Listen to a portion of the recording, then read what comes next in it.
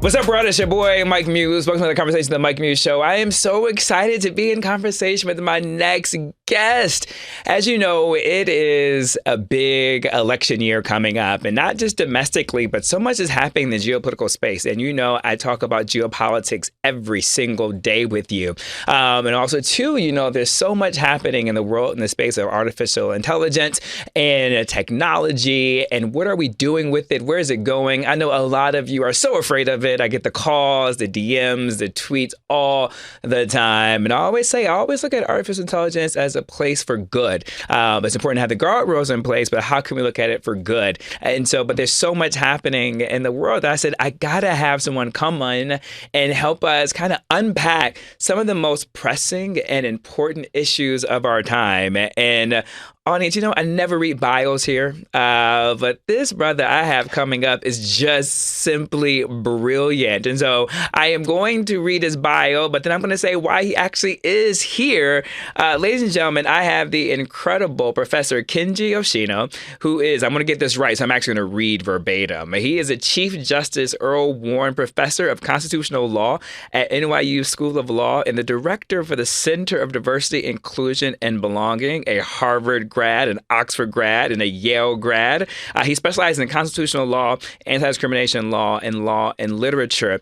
Audience, you know, I've been talking a lot about these different cases about we're kind of coming from this intersection of like freedom of expression, freedom of speech, First Amendment rights. And I was looking online and I was looking at some of the things that the professor has said. And he said that, quote, this is the collision between, we're currently sitting at the collision between speech and equality ramifies across many different contexts, including gender, race, and ethnicity. He says we are currently wrestling with that core question in a relatively novel and critically important forum as he sits at Meta's Oversight Board. And now for some of you, you've heard me talk about the Oversight Board, but just because I have a board member here, I want to be as exact as possible. I don't want the Oversight Board banning me or taking any of this content down. But the Oversight Board on the website, it says, quote, to help Meta answer some of the most difficult questions around freedom of expression online, what to take down, what to leave up, and why. As you know, this all goes to content moderation, which I talk with you guys very often and a lot about. For some of you who may not understand all the Meta's applications and properties, it is Instagram, it is WhatsApp, it is Threads, and it is Facebook. So without further ado, the incredible, the brilliant, the so cool and debonair audience, make sure you go to this YouTube so you can see my brother's suit. He even has the suspenders underneath it. Professor Kenji Yoshino, what's happening? It's so great to be here, Mike. Thank you so much for having me. No, I'm so excited, man. Talk to me about your choice of suspenders. I just started recently wearing them about a month ago. I was at the Grammys, and I said, you know what? Let me step up my game. Let me get some suspenders. I did it for the first time. It's that you have those side buckles, right, that you can actually only pull or adjust to a certain extent. So it's just like, I just need more control over my pants. Yeah. It's as simple as that. What about your shirt? I actually just ordered two as well. I bet you didn't think you were talking about fashion at all here coming in here today. But I just ordered this clip where to help keep your shirts tucked in. Yep. So it's a clip at the base of your shirt, and then it connects to your sock so that the shirt is forever tucked in. Yeah, that is next level. I have not yet graduated to that, but maybe this will be the impetus for me to explore that. I'll send you the link. Thank you, Mike. Yeah, I appreciate that. How about that, man? So I just talked about some of the most pressing areas and moments of our time. You said the Oversight Board, but just as a human being, what are you feeling right now in this moment? We're sitting at this intersection of technology and democracy. Yeah, so if I can sort of back into that by saying, you know, I just feel like the free speech clause of the Constitution and the equality provisions of either the Constitution or civil rights law are in direct conflict with each other. And I would start with the 303 Creative case that was decided by the court last year. Mm-hmm. And I promise I'll get to the Oversight Board in a moment. No, you're fine. Take your time. We're chilling. Yeah, that was an instance where, you know, a Christian web designer says, I want to ignore Colorado civil rights laws because I have a right to free speech in creating websites. And I don't want to create those websites for same-sex weddings, even though I'll do it for, you know, opposite-sex weddings. And the Supreme Court sided with her by saying this is a speech issue. She can exercise her speech, you know, however she wishes. And then more recently, I think we've all been sort of focused on the conflicts on Capitol Hill with these college presidents being told, you know, do you want to say that calls for genocide are beyond your reach to regulate? And, Elizabeth Gill, I think she was set up, so I'm not actually criticizing her, but I think she wrapped herself in the First Amendment and said, this is a speech issue, and so we actually can't protect individuals from these calls for genocide. And she was criticized for being too legalistic, but I would also say that she wasn't legalistic enough, because in contrast, right, to the Colorado statute here, Penn is a private actor, right? And so they can do whatever they want. They're not bound by the First Amendment. So I wish she had sort of leaned more into that idea to say we can actually strike this balance differently. So that's what actually brings me to the Oversight Board and why I actually joined the Oversight Board, because I saw that at least Meta is trying. So there are lots of critics of the Oversight Board. I get it, right? But at a minimum, what they're saying is this speech equality debate for a private company is not something that we can just outsource to the United States Supreme Court. First, we're a global company. Second, we're a private actor, so we can't be restrained by First Amendment norms. So I think a lot of what the private universities are doing of just saying, the First Amendment and shunting it off to whatever the Supreme Court says is protected under free speech is not going to be enough anymore. That many more people on these social media platforms, and there's 3 billion people right worldwide, are going to want a different calibration of the speech equality balance. And say what you will about the board, this is Meta's attempt to say we're going to have a credible body with a credible body of law, international human rights law, issuing public, transparent decisions about these issues in order to justify the balance we strike between speech and equality. But Kenji, before we get to Oversight Board, and we will going to unpack and get to that, I just want to lean in a little bit more and kind of set the table, right? Because I want to go back to the case that you just mentioned that you referenced when you started, because I personally feel that that term freedom of speech is used very loosely these days. And it's almost people claim freedom of speech in order to get away with almost anything. At what point does that line stop anyone from being able to exercise this narrative of freedom of speech? Yeah, exactly. So I would say that we are way more outliers in the United States from the rest of the world than I think we're conscious of, right? So that we have a free speech jurisprudence that is expanding and expanding and expanding its protections for what counts as speech. So to take the 303 creative case, for example, never before had the Supreme Court said that a commercial business that was open to everybody had the speech right to say, we're going to serve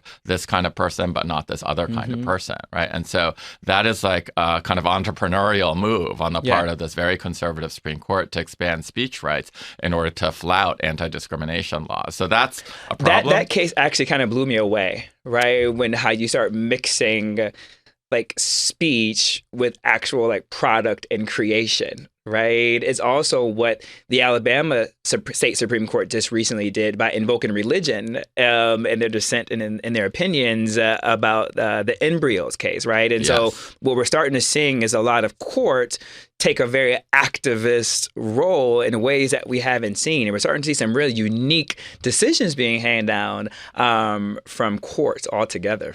Exactly. And this is the most conservative court since we've had since the 1930s. And a lot of people are comparing the freedom of contract right that was being used as a kind of right from the right, if you will, by that conservative court in order to strike down a lot of social welfare legislation to the current First Amendment jurisprudence is using, as you say, both speech and religion in order to strike down or to evade the effect of equality laws, of civil rights laws that are meant to protect us all. When does the rubber meet the road when this narrative of freedom of speech unless it causes harm, right? Like, explain that to an audience, and like, if you could illuminate that a little bit about where that thin line exists. Yeah, so the line is really between speech and conduct of like, the idea is I should be protected for things that I say, but not for things that I do. So one of the lines in First Amendment jurisprudence is between speech and conduct, right? But I want to say that as long as it's pure speech, it's largely protected. And one of the things that actually scares me about the free speech jurisprudence that is less of a problem in the religion context is that in the religion context, the court has been very clear that free exercise of religion is not an excuse to discriminate on the basis of race. So there are some kind of red lines that the court has drawn. In the speech context, it's done exactly the opposite, where it says it doesn't matter whether or not this is race discrimination or sex discrimination or any other kind of discrimination. One of the proudest boasts of our First Amendment is that we protect the speech that we hate. right? And so as long as it's viewed to be pure speech, Mike, it's protected. So there are cases literally where people are burning crosses where that is protected activity because it is speech. So you go anywhere else in the world, largely, like maybe there are some exceptions here and there, but we are vastly outliers on that. You go to Europe and you say, oh, I want to burn a cross in somebody's yard or, on my own yard and or something that's equivalent in that culture, they'll be like, that's ridiculous. Of course we can restrict that. Of course you're not allowed to use racist or ethnic slurs in talking to somebody. That is not protected speech. So is that when we start hearing that words about incite, as long as the free speech does not incite violence? Yeah, that's a different exception. So this is great. I mean, you know this stuff. So this is, I love it when people know their onions. So the incitement stuff goes back to a case called Brandenburg in 1969, where the idea is that if you are inciting a crowd to violence, it's a little bit like speech or conduct, but even if it's pure speech, if it's like egging people on to commit violence, then that is also not protected as speech or doesn't get the full protections of the First Amendment.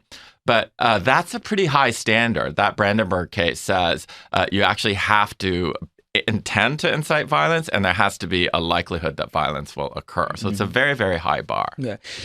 That brings me to a very popular person right now in the world. She is of the moment. Her name is Taylor Swift. I was recently discussing and have a conversation about the court case, and an audience, I'm going to be mindful of when we get to the oversight, but we're not at oversight yet. And so I'm speaking to Kenji as a constitutional scholar and an expert and a professor. So I'm not getting to meta yet. I'm not getting to oversight. So you'll know when I make that clear distinction. But there is the case, I'm sure you've heard of it, that this college student has been sharing on social media the flight patterns of Taylor Swift's private plane and when it lands, when it's taking off, when it's en route. And Taylor Swift and her lawyers are currently suing him. But what he is standing firm on and standing his ground on is that he's using freedom of speech as his ability to be able to post this. Where Taylor's argument is that this is dangerous by letting people know my whereabouts. The court hasn't decided. There is no ruling, but just you haven't seen the evidence, right? I'm giving you as much clearing and qualifications, right? You haven't seen the evidence. You're not a lawyer. You're not trying the case. Right. But what is your initial reaction to his position that he is standing on freedom of speech? Yeah, I would say in a very lawyerly way, like this is uncharted ground, so I won't, opine on it, except for to say, Mike, that, I think immediately of my colleague Tim Wu up at Columbia, who says that technology is so altered, the speech landscape, that the framers, it would have blown their minds, right? And so the idea that we would cleave to the First Amendment standards that they developed may be foolhardy. So he has this article called "Is the First Amendment Obsolete?" where he says, the factual predicates are so different today than they were in, 1791 when the Bill of Rights was ratified, that it may be that it's a little bit foolish to think that the free speech clause can help us. And even the jurisprudence that was developed in the 1920s onward, which is where we see a lot of the law that we've just been discussing, incitement, true threats, that kind of thing, that may be obsolete as well. Because, we don't have the kind of conceptual apparatus to be nimble enough to keep up with something. Like in 1920, it would be impossible to track someone's movement with that granular precision that we can do today because of the internet and because of social media, right? So the internet allows us to do it. Social media means that we can broadcast it and then create a real threat, right, to Taylor Swift. So, I won't go further than that. That was perfect. My daughter's a huge Swiftie, so I need to give a shout out to her here as well. But I love that's why I brought that up, is because we were just talking about when does the rubber meet the road when it comes to freedom of speech, and then when does it come to inciting violence, right? Because and I was like, that's what made me think about that case, is because what Taylor is arguing is that with people knowing her whereabouts, could that cause harm to her when she lands or when she's about to take off, right? And so, but I love what you brought in about how the framers of the Constitution could not have thought possible the technology could exist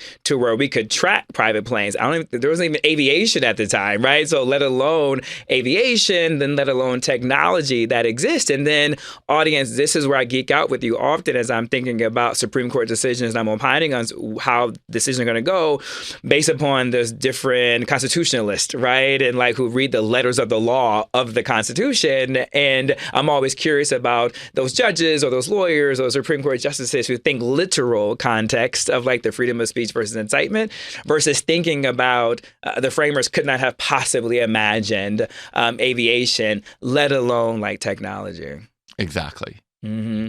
So let's move on now to insert slightly to segue closer to the oversight board. Because what I was saying as we get off of the Taylor Swift case is that I believe that I don't know how the courts are going to rule with this case, but I believe that Taylor Swift should take this to a case against X, formerly known as Twitter, in terms of suing them for content moderation so that they remove it from their platforms. So talk to me and level set about content moderation, exactly, what that is. And then I will expand upon how Twitter has been very lax when Elon Musk came over about removing a lot of the content moderation department. This new CEO is bringing some forms of it back in Texas. But if you can explain to my audience a little bit about content moderation. Yeah, absolutely. So, this is exactly why I joined the Oversight Board, because I look at the First Amendment jurisprudence. I see that it's way tilted over one wing towards speech and against equality. And I'm an equality guy. I've spent my whole life, doing and writing on civil rights issues. And so I thought, I've lost the court, right? There's no way in which you can actually change what the court is going to do. Probably, sadly, in our lifetimes. I mean, they have life tenure. It's a 6-week conservative majority. There's no end in sight there, right? But the hope, to me, is exactly the kind of aperture that you're talking about, which is that the kind of places where speech doctrine seems to be most failing us are the places where you have these mega platforms, the social media platforms, in exactly the case that you raised. And we didn't plan this in advance. I want to just share the audience. But this is actually a beautiful case to exemplify the point, because you can sort of ask the court for a decision, the federal courts, or you can actually go to the source itself and say, take down the content. So what content moderation is on these very large online platforms, right? You can actually have a, appeal of any decision with regard to your content, either a keep up or take down decision, and then to say, I think that you made the wrong decision. So you took down something that should have been left up, or you left up something that should be taken down. In Taylor Swift's case, of course, it's you left up something that should be taken down. I really admire the impulse on the part of Meta to say, we cannot do this in an ad hoc way. Like, we should not have a bunch of, executives in Silicon Valley whose job this isn't and whose specialty this is not, in terms of balancing speech against equality, make all these incredibly important decisions. I thought that was actually a moment of real intelligence and humility on Mark Zuckerberg's part to do it. Mm-hmm. And then if you compare it to, say what you will about the Oversight Board, if you compare it to other very large online platforms like X, X is like the Wild West right now, right? And so there's no kind of external body, independent body to whom you can appeal if you believe that the company got it wrong, right? Mm-hmm. So I really think that what is happening is a quasi-state-like, right, enterprise going on here where, Meta has, a reach that is comparable, if not vastly in excess of many nation states. And what it's saying is, like, we need a judiciary that's independent of us that's going to make these content moderation decisions. This is why I wanted to speak with you, and this is why I celebrate the Oversight Board for what you guys are and what you're doing. To back up a little bit, Kenji, I'm always the guy who is promoting, like, pro-technology. And I always say, anytime there's this new iteration of a technologically advanced product, there's going to be dangers. There's going to be things that can cause harm. I'm often referencing when the email system, came available. We were new to email, And then all of a sudden, we started seeing emails from some prince of some foreign country asking us to give that person $1 million or they were going to kill our frog, right? And you started seeing people send $1 million. They didn't want their frog to die. Until we recognized the language and the pattern that, oh, this is a scam, this can cause harm. Just as like when we started getting these email attachments that had these viruses, we didn't know what a virus was or what it could do. And so we will open up attachments and it will, destroy our entire, hard drive, right? And so we started understanding that, let's not opening up attachments from people and sources that we don't know because this could be harmful, right? And so I think about that in the context is when we're now looking at artificial intelligence and this advancement of technology in the way that we are, it's so new and it's such at a rapid pace of innovation is happening that there are going to be things that we just don't know that may cause harm. But is that a reason to stop it? Is that a reason to pause it? What say you? Right. So again, this could be a very context-dependent decision, right? I mean, there are certain innovations that are on their face, like so unbelievably dangerous that you're like, okay, let's hit the pause button here, right? Mm-hmm. But at a minimum, I would say if we're going to advance with something like AI, we want to have as many safeguards around it as possible. Mm-hmm. And so I don't want to overstate, the board's role in this, but I think we are a piece of this puzzle and a piece of the solution and the guardrails that, Meta has placed around how dangerous this is going to be. Ironically, and it's a first step. Go ahead. Sorry. I was just going to say the irony of all of this, though, is that, Meta actually has we just handed down a case on President Biden where there was a video. I was getting to that. Yeah. We're here. Go for it. And so this video for your listeners is a video where he's pinning a voted, button to his granddaughter. So it's a very kind of touching kind of scene, right? But then it gets manipulated so that the moment he was pinning it on her chest is like looped. So it actually looks like he's inappropriately touching her breast, right? And so the irony that was painful to me is that Meta has a manipulated media, right? Policy, content, community standard that engages in content moderation on a basis, but it really laser focused on AI. And this is not AI. AI was not used to manipulate it. It was just like an old school kind of loop that they did, right? And so it fell outside of the policy because they were so laser focused on the future. Yeah. It was a relatively new community standard that they didn't actually catch this kind of loophole. And so our opinion was like, well, you left it up. We agree that under your existing standards, you should have left it up. But the existing standard makes no sense. So you need to look at that existing standard to figure out what exactly the harm is that you're trying to prevent. Yeah. If you're trying to prevent just like all AI, like manipulations, then that's one thing. But if what you're really trying to do is to prevent misinformation around elections or around anything, then the policy needs to be a lot broader, right? Because this is something that is not AI, but is definitely deceptive. Let's unpack that a little bit more because this gets into the heart of elections and the concern that a lot of individuals have about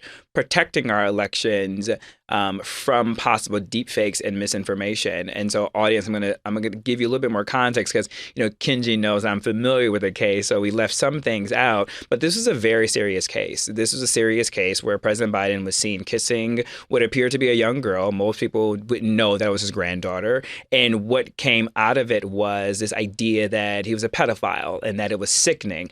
And it didn't help that in previous time period when he was running for president, this most recent time, there was idea that Biden is touchy-feely. So there's this precedent that was set, right or wrong, that Biden is touchy-feely doing his retail politics. And so then you see this video of him kissing a little girl.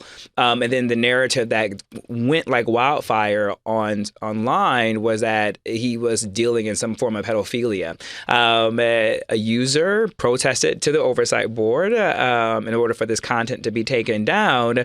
But what you guys ruled that it wasn't able to be taken down for all the reasons that Kenji just described. So for me to elaborate on that, but I wanted to give audience just a little bit more context of what the dangerous rhetoric was coming out of it and regarding pedophilia. But you guys made a really interesting decision, Kenji. You guys said that the way the policies are set up is that things can be taken down if a video is showing what a person said but didn't say, but you can't take something down about what a person, if it's showing that they did but actually didn't do. Exactly. Talk to us about that disconnect. Yeah. So first of all, I want to take you with me everywhere because you just explained that case so beautifully. So I need you to help me sort of message this stuff to the American public. So thank you for that incredibly succinct and lucid account of the case. But yeah, I mean, it's mystifying, right? Because it's exactly what you just said. The policy says if you make someone say something that they didn't say by manipulating a video, then that is not okay. But if you manipulate a video to make someone do or appear to do something that they didn't do, no problem, right? So we're like, that can't be right. So, and legalese is to be like, this policy is like both, over-inclusive and under-inclusive, right? And so we actually have to make sure, like, we set our eyes on what are we really focused on. Obviously, in this context, what we're focused on is, misinformation that can lead to sort of grievous harm, right? And I don't see any kind of daylight. I'm curious to see if you do, Mike, between the spoken word and the image, right, with regard to that kind of misinformation. I don't see any daylight between that, right? I think that they're equally as dangerous. Now, the question I have for you, and it's kind of going to help my audience understand the role of the Oversight Board, right? So based upon Meta's current policy, you guys had to rule to keep the video up.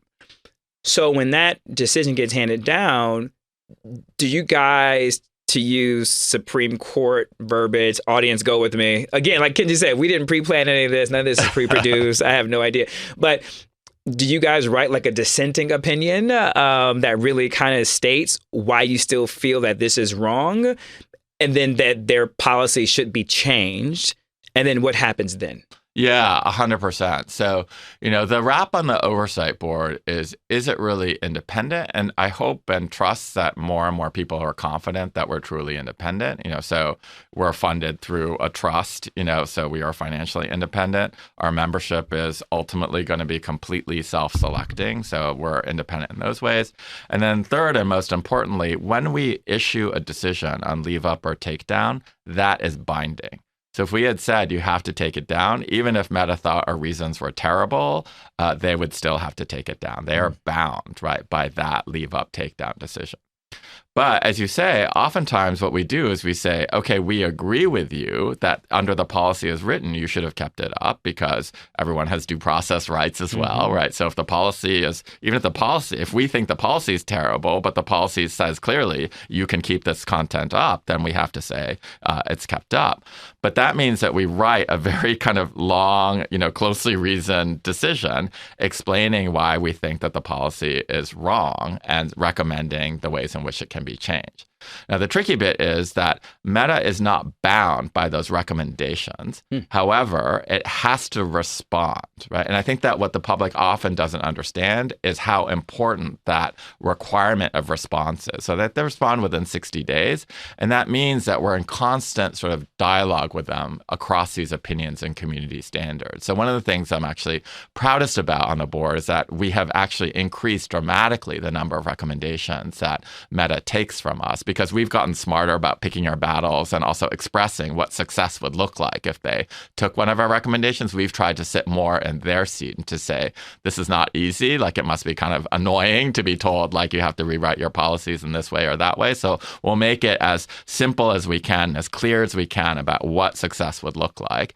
And as a result, even though they're not mandated to take those recommendations, the number of recommendations that they've taken has spiked in recent months. That's good for a couple of different reasons. One, there is a mandate that they had to adhere to with take up or take down, but that there is no mandate that they take the recommendations. But there is a mandate, audience, a lot of if-thens, there is a mandate that they have to respond. And the reason why that's good is because it gets it on public record how they're thinking.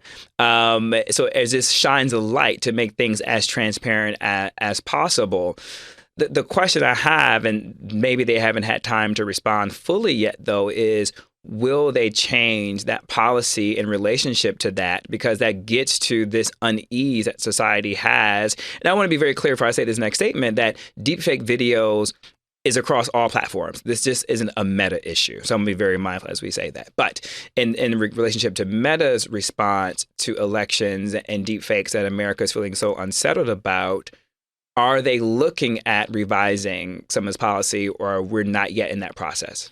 We don't know yet, but they haven't responded yet. Yeah, they have not responded, but they have to, right? So this is a very recent decision, so I think they still have some time on the clock. I know they have some time on the clock to respond, and I'm sure that they will. And I think that you're kind of hitting the nail on the head when you say there is actually something to forcing someone to respond. It's sort of like being locked in a room together. If I know that every time you issue a comment on my behavior, I have to come in and sit with you and explain why I did what I did. And that's not just one time. It's every single time you issue an opinion, I have to come in and talk to you, and that's a requirement, right? That puts us in a certain kind of iterative relationship with each other, right? Yeah. So it really is a dance or a dialogue between the company and the board. Because that's what these, I guess we're frustrated when we have these Senate hearing committees, right? The idea of it is to hear thoughts for transparency, but it's so performative, right? It drives me crazy. But this is why, Kenji, I was excited to talk with you, because my audience, I always just talk about the importance of content moderation. And I always talk about where X, formerly known as Twitter, has gone so wrong when Elon first took it over, that he reduced that Department of Content Moderation to merely nothing. But this new CEO, which I did learn in the hearing, is that she is looking forward to bringing some of it back in some form. But a lot of this harm that is being caused is due to there's not enough platforms examining content moderations. And this is, audience, what we've been asking for as a society. Well, let me not say what we've been asking for. What we've been debating on in society is should there be some federal agency that kind of sets regulations for tech companies in the way that we think about the Federal Aviation Administration that kind of oversees the aviation community. Should there be some type of tech? We haven't resolved what that should look like yet, but that is a debate that is happening. But I always applaud effort, in particular what this Meta has created with the Oversight Board is the effort of advancement for putting guardrails. And I love, Kenji, where you just highlighted, I think for me, the biggest takeaway of this conversation, we've had amazing takeaways, is that Meta is required to respond. And I don't think that's out there enough, that Meta is required to respond. And that puts everything in the light, right? Exactly. Of what they disagree. And I think that unto itself is powerful. Yes, exactly. Because the other platforms don't have to do anything, right? It's just fiat behind closed doors. Yeah. And the Oversight Board may be a tiny keyhole, right, into Meta, but there's a lot of light shining into that keyhole. And we have much more of a perspective on what's going on than anyone else. The other thing that I will also say, Mike, if I may, is that, I hope that users on other platforms demand this. And I actually hope, and this is my kind of quiet, I'm most hopeful about this, I guess is the way I would put it. I actually hope that advertisers and brands, right, put pressure on companies like X, right, or other social media platforms, because I think that's where the change is going to come. If they say, we're more confident, right, that, Facebook and Instagram are a better place for ads, where we're not going to be adjacent to something that we feel is really queasy making, or we're not going to actually be alongside speech that makes us kind of deeply uncomfortable or isn't consistent with our values. So where would you rather be? Would you rather be with a platform that actually has created an independent board to regulate this, or would you rather be in the Wild West where anything goes? That's it. Because I can talk to you all day, but I do want to, this conversation has led me to something that's been bothering me. This lets you know how much a geek I am, Kenji, that I'm bothered by things, right? My audience already knows this, is I think the best way that we can really sum up content moderation and the importance of content moderation, and really, the Oversight Board has been criticized for sometimes taking too long, to make decisions. But I think it's because, and I'm going to allow you to explain so you have enough time with your answer. I'm going to set it up, though, but I have to set it up in a way that, audience, I want you to really gather here. Content moderation is difficult. It isn't as binary of is this good or is this bad? Because what I may see as good, you may see as bad. based upon our lived experience, right? And what you may see as bad, I may see as good based upon our lived experience. And so this is why these departments are so critical in terms of how they have discourse of how things are taken down. And I thought a brilliant moment that was missed was at the Senate hearing committee when audience, we've had so many hearing committees, but one of the most recent hearing committees was when they brought the tech CEOs to talk about like child abuse and dangers of children on social media. But I thought there was going to be a really powerful exchange in earnest between Senator Ted Cruz and Mark Zuckerberg. And it came when Senator Ted Cruz, and if you're not familiar, you can say that you're not familiar with it. But there was a moment when Ted Cruz put this poster board up, and what Instagram does is they put like this warning and says, this may be graphic, may be child abuse. If you want to continue, click here. If you want more resources for help, click here. And so Senator Ted Cruz, I thought, asked a really great question because I was like, Mark Zuckerberg will be able to allow us the thinking behind content moderation. And he says, so why is this up if you have to put a warning up that this could be child abuse? And what Mark Zuckerberg began saying was like, we put those warnings up because what we may see as child abuse may actually not how the next person is perceiving child abuse. And then Senator Ted Cruz got performative and cut him off, and we couldn't hear the answer. You don't have to really address that specific example, but if you can talk about that nuance and just the difficulty in that gray area of content moderation. Yeah, absolutely. So, one of the things that we actually, asked in the Biden case for was this kind of nuance of like, there's like a sliding scale, right? You can take it down, or you can put a warning screen, or you can leave it up, right? And there are many other way stations in between. So you're really just trying to get it right. And the fact that it's a written opinion allows you to have the nuance. The fact that we now have a body of precedents allows us to situate this and say this case is like this other case, but not like this other case. And so there's a very, very fine-grained kind of jurisprudence, which is, I think, what's necessary in the highly contested, thorny, but also deeply context-dependent world of content moderation, right? So I think that's why having a judicial body rather than like a parliament, right, for Facebook is critically important. Earlier on, they experimented with different models, and Meta said, maybe we should have like a quasi-legislative body where users get to vote or have representatives or what have you. But that's not the model they pursued, and I think that was really, really smart, right, on their part. And then with regard to productivity, I feel sort of incumbent. I get a little bit defensive on this one because I do feel like the board took some time, admittedly, to sort of find its sea legs. We started in 2020, so we're 4 years in. But I just want to look at the last year where our output has dramatically increased. So in the last year, we published more than 50 opinions. So some of them were summary decisions, some of them were sort of full, decisions. But even the summary decisions have reasoning behind them. So if you look at that, 50 plus case output, right? And you compare it to what the United States Supreme Court is doing, they're actually relatively comparable. Like our, docket has shot up. Their number of published opinions has gone down year over year. So it's roughly actually the same number that we're publishing every year. They have full-time jobs. We're like, part-timers. All of us have day jobs, right? So I'm actually quite proud that we've been able to sort of put a counter on that square and respond to this criticism of we're too slow or we're not publishing enough opinions to make an impact. So we're picking our decisions very carefully, and the volume of decisions has gone up dramatically. I can't keep you all day. Last question, maybe. How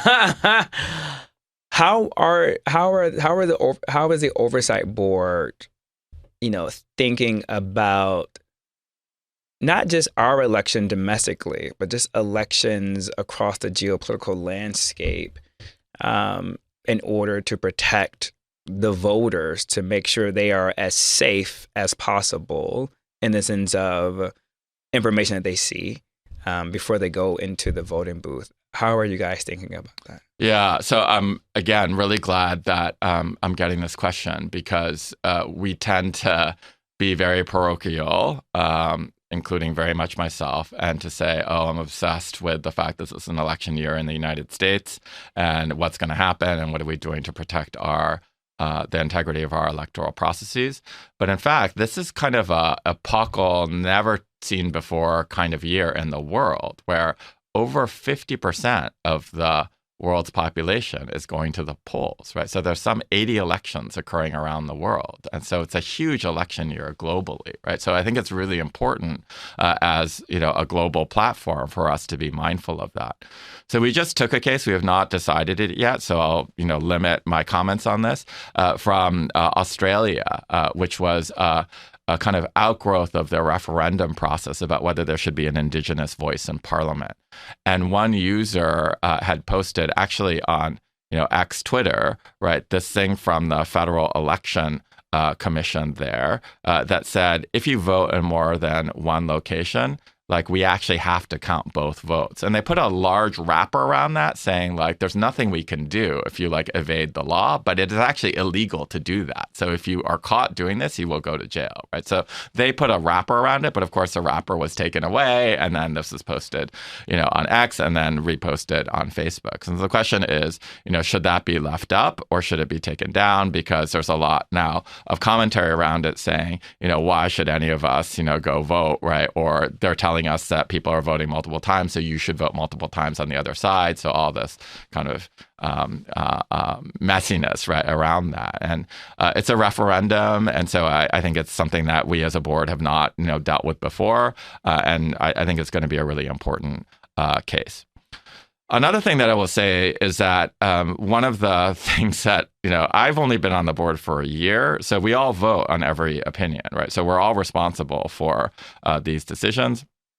We voted very early on in my time on the board out this case that I'm very proud of, where we said that the Cambodian Prime Minister Hun Sen could not threaten his political opponents with violence in a speech that he was making to the public, right? And then the entire Oversight Board got banned from Cambodia for having issued this opinion and accountability. So when people say to me, right, like, oh, are you really independent, or are you just a heat shield for Meta, right, et cetera, I'm a little bit like, look at what happens to us when we issue these opinions. Like if we didn't have skin in the game of like electoral integrity and safety on platforms, like would anyone subject themselves to this, right? Simply because, they wanted to, help Meta advance its own goals, right? So, I do think that this is an experiment. I do think it's an experiment in its infancy, but I think it's a very noble experiment, and it's one that I'm very excited to be part of. I just want to underscore that a little bit, audience, that he said there's 50 elections globally. 80, I think. 80 elections globally. So somewhere between 80 and 100 elections globally that's about to take place. And that the decision that they're going to be weighing in on is the Australian case. But again, to use more Supreme Court banter, right? Like, since you guys are taking it on, that will set a precedent in terms of how misinformation is allowed to be on a platform, in what ways, and then in when and where can you take that down. In particular, as we're in the not in the early stages, we are dead heat into the campaign season, but here in America at least, is going to really ramp up starting in the summer and right around September. There's going to be a lot of voter misinformation possibly, right? And so by that time, the decisions possibly would have come down regarding this Australia case. Precedent, Meta will have 6 days to respond, and then a precedent will be set in terms of how we should be looking at disinformation along the platform. I just want to say, Kenji, that was such a great place to land the plane on. And just thank you for coming to the Mike Muse Show. I mean, there's so much more to talk about. I hope you would come back and join me again in conversation. Oh, it was such a joy to be with you. Thank you so much for having me. And of course, I'll come back if you want me. Oh, my God. Yes. Audience, what a show. What a conversation. But there's always more. So stay right there, and I'll be right back on the other side.